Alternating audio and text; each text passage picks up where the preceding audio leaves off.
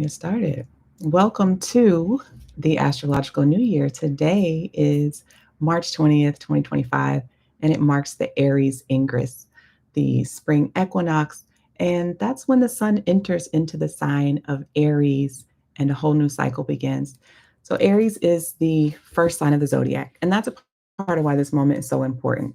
It kicks things off, it sets the tone, it drives action, and the Aries Ingress chart, which we're going to talk about today, is essentially the astrological forecast for the next 12 months. And in mundane astrology, which is the astrology of the world, this chart shows where the energy is building, it shows where tensions are rising, and also what the world is about to experience. So it's kind of like the Aries Ingress chart is kind of like a solar return chart, right? Where the sun, if it were your solar return, we would look at the sun going back to the place it was in the sky from the exact moment that you were born. Except this is the solar return chart for the entire world. So it's kind of a big deal, right?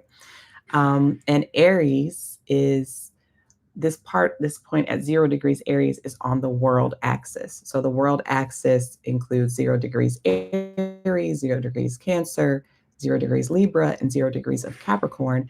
And when planets fall on the world axis, that means that they are connected to the global stage. So if you are someone who has personal planets from your chart, from your astrology chart on the world axis that I mentioned, then those parts of your life are going to be brought forward into the world. So, again, planets that fall at 0 degrees Aries, in this case, are not just going to show up on an individual level, they're going to show up in international news, politics, collective moments, all of that. And I'm saying that because the Aries Ingress chart is a global chart, right? It's not just about the US, it's not just about the UK or really any country in particular. But since I am based in the United States and most of the people who are watching this from my channel at least, are as well. So that's lit. Okay, looks like I froze. So I'm going to backtrack a little bit. I'm not going to repeat everything, but I was talking about the Aries axis and the world axis, which is also known as the Aries axis, that deals with 0 degrees of the cardinal signs, Aries, Cancer, Libra, and Capricorn. And that just brings out things on a global stage, right? So when news happens globally, internationally, it's typically happening because something related to that is on at 0 degrees Aries. All right. And just to caveat, I have not looked at any other astrologers' Aries Ingress predictions. So if there's any overlap, it's just purely coincidental because I don't know. like, and this is just going to be based on what I'm seeing in the chart. But truthfully, if we're doing this right, we should have some overlap in what we're seeing, right? So what's the theme of this year? I'll just give you the highlights to start. At least for the US, power struggles, financial issues, battles, instability, fun times, It's a year of upheaval, right? But it's also the start of something new. What's going to survive? What is going to fall apart? The chart is going to show us. Now, let's break it down. So I'm going to pull up the chart and hopefully this will work well.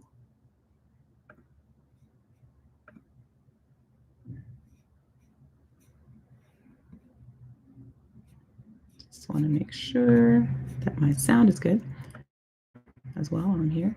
Okay, so I'm going to be sharing this Aries Ingress chart. Ooh, got lots of planets on there. I'm actually going to take some off for right now,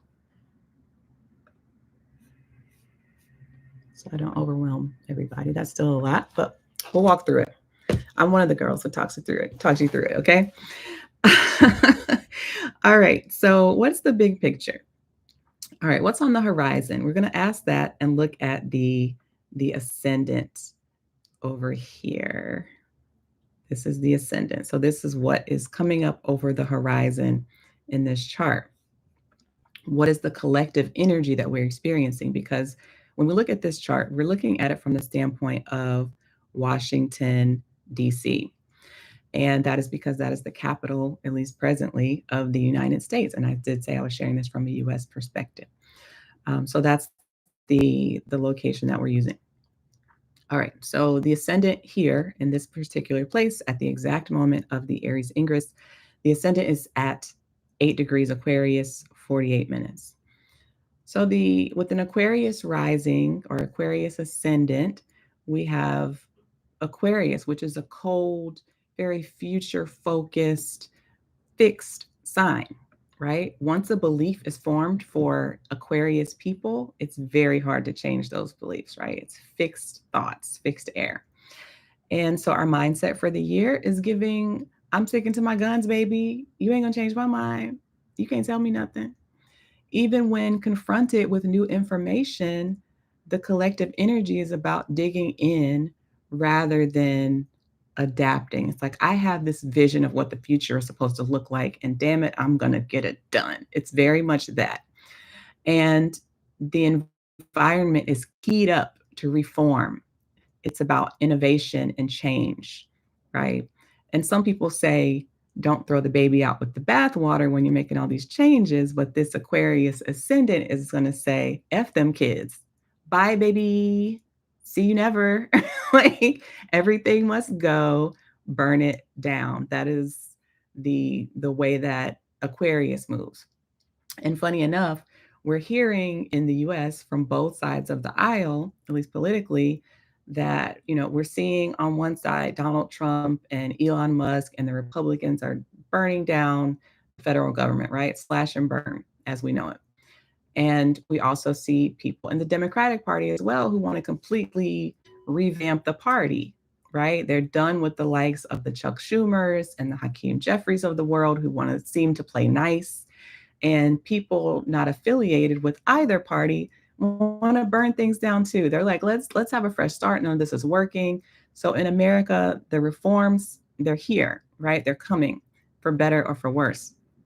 Now, Pluto, of course, is hanging out here on the horizon as well. It's coming in from the 12th house, though. Pluto is not coming in quietly. There's nothing quiet about Pluto. It annihilates, it transforms, it forces a rebirth. So this year, we're definitely going to see some power struggles, both individually and collectively. And Pluto is coming in from the 12th house here. So there may be some influence with the prison system, hospitals, those kind of 12th house places. We may experience rebellion or power struggles more specifically there. Rebellion is more of a Uranus word. But together we have Pallas and Pluto on the ascendant. Pallas herself this is an asteroid or an asteroid that is related to the principle of protection. There's a concept of strategy in relationship to Pallas, a focus on defense rather than being aggressive. It's like defending, self-preservation, long-term planning, being cold and strategic rather than impulsive. And there's a sense of detachment as well in favor of collective survival that deals with Pallas. And we can kind of see that as well when it comes to Aquarius in general, which tends to be a little bit detached in how it moves. But bringing that Pallas and Pluto together there on the ascendant, this can be a combination. It can actually be a combination of someone who gets killed through their work, because Pallas also has there's a correspondence with work or a functional presence. So it could be work related to money as well, or death related to work, because we also think of Pluto as a wealth indicator as well. So when we put the work and the wealth together, work related to wealth. So yeah, just kicking off, this energy is very serious, it's strategic, it's fixed. People are choosing to take a stand, and they're holding on no matter what. It's relentless. Now, moving on to the second house of this chart for the US, we've got a lot going on here. You can obviously see this house is stacked. And while Saturn looks like it's here in the first house, it's really in the second house using the 5-degree rule, which says that if a planet is within 5 degrees of the next house cusp and it shares the same sign as the next house cusp, then we're going to bring that bad boy on into the next house. Okay, so that Saturn is a second house Saturn. Now, the second house is packed. Again, the second house in a mundane chart, again, this is mundane astrology because it's the astrology of the world, or in this case, the astrology of a nation. The second house is going to rule the finances, the wealth, the moolah, the cheddar, all that, the possessions, the property of the people as a whole. And it also, some astrologers would say, rules our value systems. So the second house being in the sign of Pisces, right? The cusp is here in Pisces. So let's actually bring it over here. It's here in the sign of Pisces, the second house cusp. So let's start there. Now, with Pisces, typically in a birth chart, a natal chart, when someone has Pisces on the second house cusp, this is going to be someone who's saying, I don't care about money. I know I'm going to be good. I'm just going to live how I want to be living. I just want to be free. I'm not worried about it. Everything's going to hell in a handbasket anyway. So why not? So this could lead to debt, just having that kind of mindset. It's giving like, I'm trusting God to show up on time and pay this rent because I can't do it. It's very like, live and let live when it comes to the money. So on some level, we may be in a bit of denial about our money issues as a country. It's saying, hey, call me Ebby Ostrich because I'm sticking my head in the sand until this passes, right? But at the same time, we can't ignore it because, we saw all these planets here in the second house. So they're not just going to stop operating because we want to pretend that they're not there. This second house presence is indicating that we're still having this collective focus on money. And this lineup isn't giving us the best news when it comes to that, right? We have Saturn there. Saturn restricts, it denies, it delays, it causes constraints. Neptune, very deceptive, right? There's delusion that's compounding the fact that we already have the Pisces cusp there. There's even more delusion and just kind of you lose track of things when you have Neptune there in the second house. The North Node could have been a nice feature to have in the second house, right? Because the North Node is going to increase whatever it touches. Unfortunately, the things that it's touching are Saturn and Neptune. So it's going to increase those two things. So it kind of doubles down on this Saturn-Neptune story that we're having. And Saturn and Neptune together are going to emphasize difficult growth, confusion, financial instability. This is the energy of poverty and misery, ultimately. It's learning to live with a lot less. It can be suffering, a combination for sacrifice, caution, dealing with illness. And that comes from because if you're broke, right? And you can't or don't take care of yourself and that stresses you out, then eventually you're going to get sick. Or if you're not able to take care of yourself for whatever other reason, then eventually you get sick, right? And interestingly, the Saturn Neptune combination on the Aries point, it's not there yet, but it's going to get there, is said to bring hysteria, right? And they're going to be there eventually. But biologically speaking, Saturn and Neptune can bring disease that kind of just goes on growing, getting worse. But yeah, it's given that it is in the second house, it's likely that this Saturn Neptune effect is going to impact America's financial coffers. So the Saturn Neptune North Node thing, it's actually a global story, not just American, because they're together in the sky for everyone, not just us. But America is definitely going to feel that financially because it is in the second house of our US chart. And I say America, I don't mean to exclude Canada and Mexico, but this is a USA chart. Or really the rest of America, South America too. But we're focusing on the US. The sun is here in the second house, and that is further highlighting and shining a light on the money story because the sun's going to bring light to what's going on. We also see Venus and Mercury there. Venus is here in the orange, Mercury's in the yellow. And I mean, so altogether, we've got a lot of planets, right? And these planets are ruling the first house, the third house, the fourth house, the fifth house, the seventh house, the eighth house, and the 12th house. They're all in the second house. So we're all consumed with this money story. We're all bringing in these other parts of our national chart into our national Aries chart into the money story. And we've also got Chiron there, and Chiron can represent isolation, damage, wounding. So our collective pockets are going to be hurting, and that'll likely be etched in our collective memory for a very long time because we tend to remember those Chiron wounds and experiences. Now, yeah, just to highlight again the Neptune here with the sun.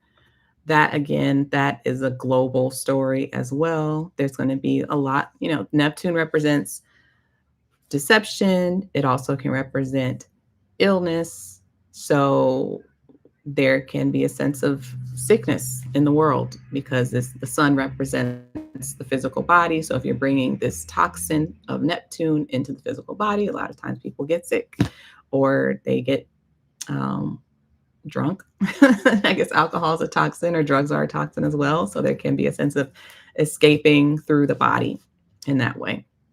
But for the US, it sounds like we're seeing that deception around finances highlighted as well. But the second house, let me just backtrack. In a natal chart, the second house can also be what we eat as well. So if you have Saturn in the second house, that's restriction on the food. Neptune in the second house, I'm getting sick because I'm eating things that aren't so good for me. Right. And Chiron could also mean damage to the actual food that I'm eating. Now, jumping down to the part of fortune, which I probably can't see on the screen because it looks like my picture. It may be in the way here. But we have, even if you can't see it, the part of fortune is there. And the part of fortune deals with how we accumulate wealth and prosperity, and it can be an indicator of money. We have it down there. I actually took this off, and you're not going to be able to see it anyway, but Admetos was there. Admetos is a trans-Neptunian planet, which kind of feels like Saturn on steroids. And this is a trans-Neptunian planet coming to us from Iranian astrology. So when you have Saturn on steroids, I mentioned before that Saturn is very restrictive, right? It delays, it denies, and you put that on steroids. So you enhance the Saturnianness of Saturn with Admetos. This is like major restriction, major narrowing when it comes to the resources, right, that we get from the part of fortune. And it's in the fourth house. So these two together, the part of fortune and Admetos, are there. So there is a sense that real estate, because the fourth house does deal with real estate, land, home and country, family, just the core of the nation, the base, homes, all of that. That's all fourth house stuff. When we bring that part of fortune and Admetos combination there, we do get a sense that there may be restrictions specifically around the real estate market, land, agriculture, because it's happening down there. It's like that's where the fortune should be because the part of fortune is there, but it is restricted. So there have been some who've said the U.S. real estate market is gonna go up a little bit this year, but I wouldn't be surprised if it even contracted. Yeah. So the economy, it may be a rough time for us. Money is looking rough. It's looking restricted. Deception is coming to light, and the people are definitely feeling this in our pockets. Now, transitioning into the fourth house, which we already did a little bit. I mentioned it's the soul of the nation, the base, the family, housing, land, agriculture. But it's also the weather. I've heard that as well. For a mundane chart, that it can be the weather of a nation. Now, that becomes important because we see Uranus is there. And I mentioned Uranus, I mentioned the 5-degree rule before because we talked about it with Saturn going into the next house. Now Uranus is also subject to the 5-degree rule, and it's going to go into the fourth house, excuse me. So Uranus, which is a planet that represents instability and sudden change, it's associated with lightning because it just happens like in a flash. Everything's a mess, right? It's also rebellion and kind of just going against the grain, doing things differently. So you're bringing that into the fourth house. So there are some shakeups here, right? Because Uranus is going into the house of the land. So there may be disruptions in the housing market, disruptions when it comes to food production and agriculture. Uranus it's going to send shockwaves through the soul of our nation, right? We're going to experience a complete shift because that's what Uranus does. Once it comes through, we're not the same anymore. Everything has been completely shaken up. And if you're not a Uranian type of person who's already kind of got this like shocking, rebellious vibe anyway, then you may really struggle with this. The Uranian influence could also bring really challenging weather, and ultimately also destabilize families with it being in the fourth house there. So, yeah, tight housing markets, unpredictable rent prices, instability in agriculture, all very possible with Uranus there in the fourth house. All right, moving on to the fifth house. I just want to mention the fifth house, even though you can't see it on the screen. Jupiter is going to be there in the fifth house. And the fifth house of the chart in a mundane chart, well, in general, the fifth house deals with kids. It deals with the things that make us feel like a kid again and the things that we do to make the kids. I don't know anything about that, but I know y'all know. And it can also represent recreational events, gatherings, locations, or like prominent sporting events, so celebratory gatherings. It's a house of fun, right? But it can also represent speculation. Now we see Jupiter here. I'm actually going to stop the screen share for just a minute. We see Jupiter there in the fifth house. And honestly, I think it could be related to the rise of gambling in our country. I'm gonna get on my soapbox for like 2 seconds, but gambling is definitely targeted at lower income communities. And for the most part, you don't really just see random gambling places in the super fancy neighborhoods, right? Because it's not for them. They prey on the people who are downtrodden and have this pipe dream of winning big, right? Winning the lotto. So these are the people who say, somebody got to win the lottery, might as well be me. I'm gonna put my little $2 in here or my $20 in here or whatever and try to win.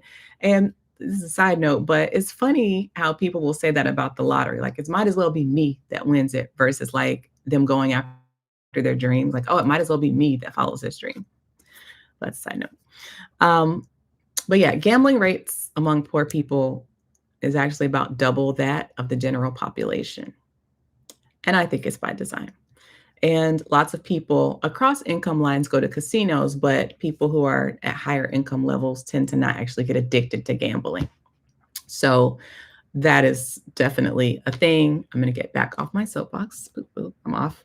But this year, we're going to continue to fall into that trap with Jupiter in Gemini in the fifth house. Jupiter in Gemini is already overworked because in this case, if Jupiter is representing money, it means that the money is trying to go in too many directions, right? Could also mean a lot of spending on children as well. And this also feels like speculation in the markets to me too. Lots of highs and lows because again, the fifth house is a house of speculation and Jupiter can bring a lot of something to whatever house it's in. This could also bring a rise in the birth rate as well, because again, it's the house of children. And there are definitely states in the United States that have made it harder for an abortion to be had. So there's that. So that could definitely increase birth rates. Um, and Jupiter in the fifth in Gemini just feels super reckless to me. It's like life is short. Who needs to wear rubber? We'll figure it out later. Life is short. Buy the Beyonce ticket and make it work. Figure it out later. It's one of those. So yeah, it'll be interesting to see how all of that plays out. I'm going to go back to the chart as we move into the sixth house. casa número seis. Okay. So we've got Mars here in the sixth house. Mars is in the sign of Cancer in the sixth. Now, the sixth house in mundane astrology. All right. It deals with labor rights, survival resources, healthcare, the working class, unions, public servants, unemployment insurance, disability benefits. I think also the food reserves as well. It's the working class, right? So Mars is the planet that represents action, intensity, survival instincts. It shows where we are willing to cut somebody. Okay. So when we have Mars in this house, you can expect battles over healthcare, labor rights, just resources that we need to survive. And it may also, we also, with Mars there, may experience more intensity, even violence in the workplace. I mean, if you think about how desperate people are for work, right? Employers sense that desperation, and many of them do take advantage of the workers, unfortunately, and treat them poorly. Or because people are being laid off left and right, the people who remain are overwhelmed. This is a house of stress, right? And a lot of people I know are extremely burnt out right now. Even the people who have jobs, people who don't have jobs, everybody's burnt out. And it all feels like being underworked and overpaid. Now, the interesting thing is that Mars is the ruler of the 10th house, which is in this chart represent in a mundane chart, the 10th house represents like the president or the leader of the company, the country. So this cutting, Mars also represents cutting. So you are seeing services being cut, right? This cutting is being ruled over by the president, right? President and the leadership. So there's a direct conflict between the government or the people running the country, the people in charge, and the people who are here just trying to work, right? Just trying to work and survive. So we're seeing these literal cuts. We're seeing fights over these services, trying to protect them or dismantle them. We could also see major strikes related to labor, protests related to labor as well. And then the sixth house, of course, is also a house of illness. So healthcare crisis is also very likely as well. When I think of Mars-related illnesses from a medical astrology standpoint, and this because this is the sixth house, I want to mention this. Mars tends to deal with inflammation, swelling, pain, redness, things running hot, so fevers. Mars is a fighter, so it wants to fight off infections. And violence is also associated with Mars, as I said, which violence is a healthcare issue, right? Because if somebody cuts you, you're going to be hurting. You don't have to deal with that. So that is some of the Mars stuff that could come up, like I said, infections, inflammations, those sorts of things. And also, when the sixth house is activated in a mundane chart, which this is a mundane chart, and the sixth house is being activated by Mars, that indicates a higher risk of epidemics and widespread disease. So yeah, it's a little rough, a little dicey. But I'll just head over to the 10th house real quick. So we've got the 10th house, as I mentioned, is the house of the president or the ruler. Now we've got Juno there. We've also got the moon there as well. The moon in general represents the people in astrology. And in this chart, the moon represents the sixth house, which is kind of, again, the working people, and the house of illness as well.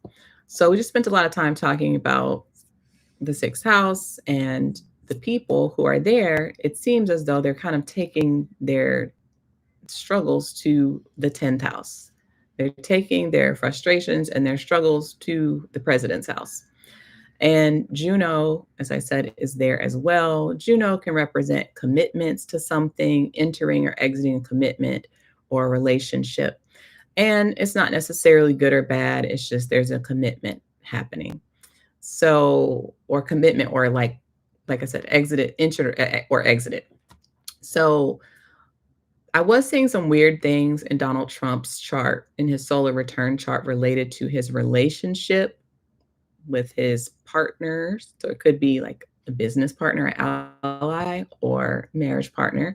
So that could look like a breakup or just some sort of like deception or something is happening in the relationship.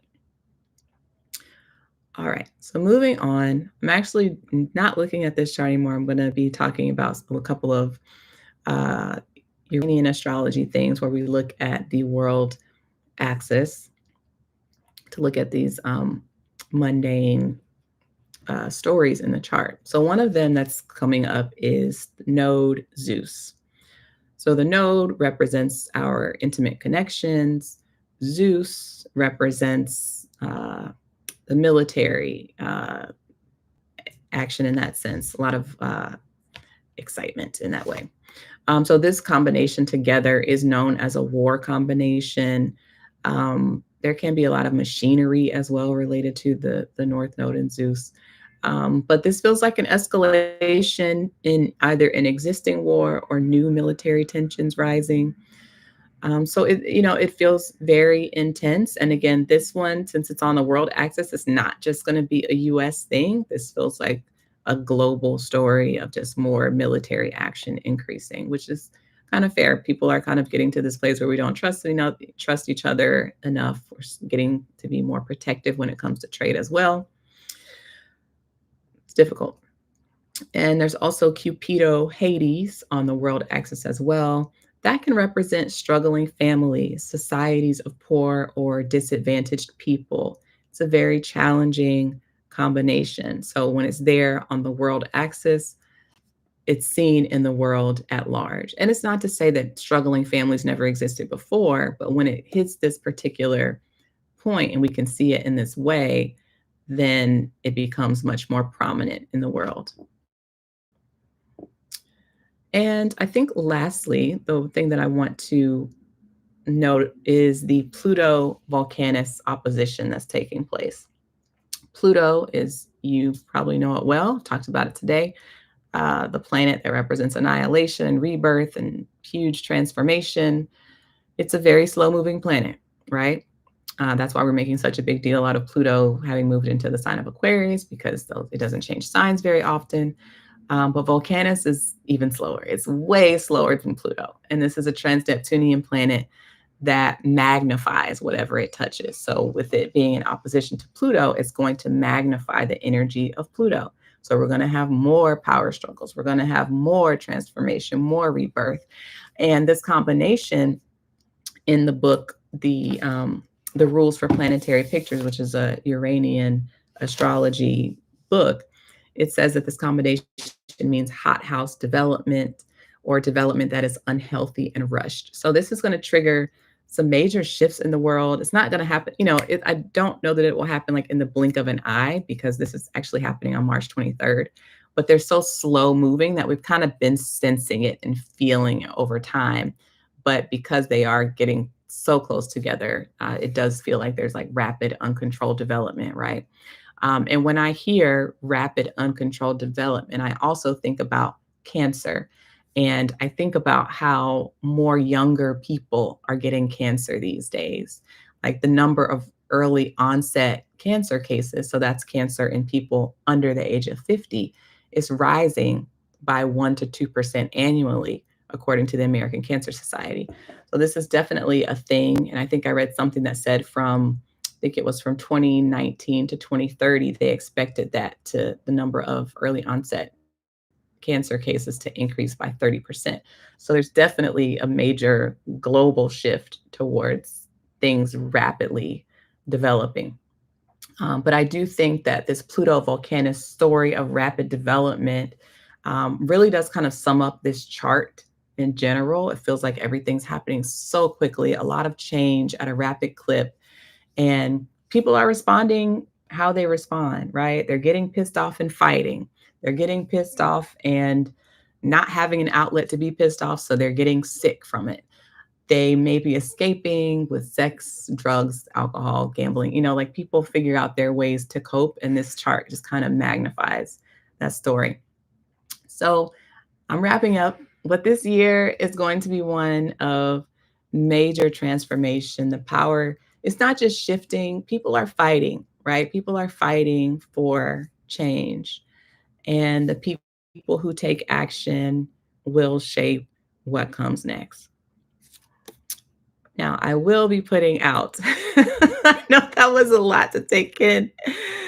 It's a challenging year, y'all. It's a challenging year. But I will be dropping some guided meditations for you all, incorporating some hypnosis techniques to help you just kind of deal a little bit, right? Things, as I said, are challenging and we need all the help that we can get. So I hope that you appreciated this live chat. We'll see if I do this again. And feel free to subscribe to the channel for future videos. Some prepared, some not as prepared like this one. It's Aries season. I just said, F it, let's do this. And also subscribe to the newsletter at newsletter.homegirlastrology.com. I'll also share some links in the chat so you can know how to reach out. All right. Peace, homies.